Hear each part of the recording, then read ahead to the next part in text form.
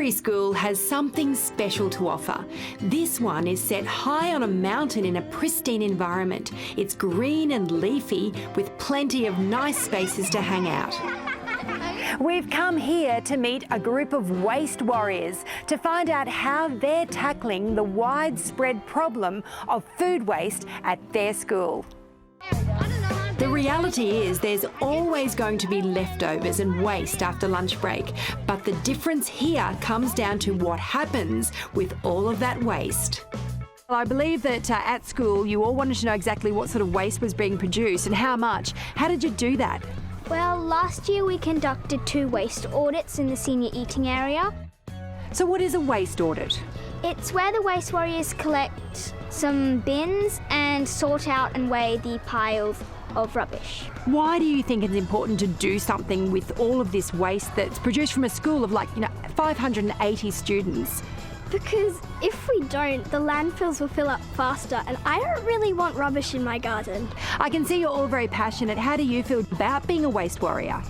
Well, it's really fun and exciting, plus if we all play our part, it'll actually make a big difference. So, with that positive attitude, the Waste Warriors have established compost bins in the eating areas, as well as worm farms made from recycled materials to break down the scraps. It's so good to meet you, 2 of the environment captains. I feel very honoured to meet you. Now tell me, what can and can't go into compost? You can put anything that comes from plants except for citrus.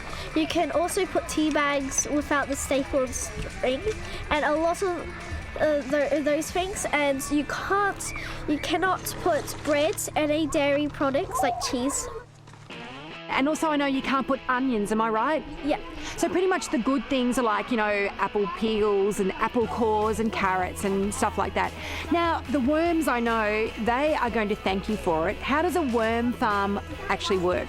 So we go up to the classrooms and get all the worm food for them, and then we get also the tuck shops as well, and then we bring it up to here and we pour it in, and we also get the soil and the scrap, and we just spread it over, and then we just cover all the food in the dirt, put the lid on, and then yeah. And Bob's your uncle. Yeah. So pretty much the worms love that, and they love being in the dark. They go to work. What are they doing in there? They just eating most of everything that we put in there.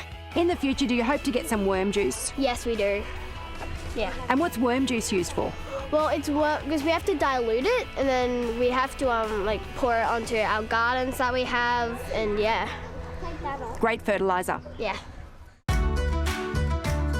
Lynn, as the teacher, you must be so proud of the students and also what's being achieved here with the worm farm and the composting. Absolutely. We are so proud of the wonderful achievements that's happened with our students. We first identified that we did have a problem with waste, so we established the Waste Warriors.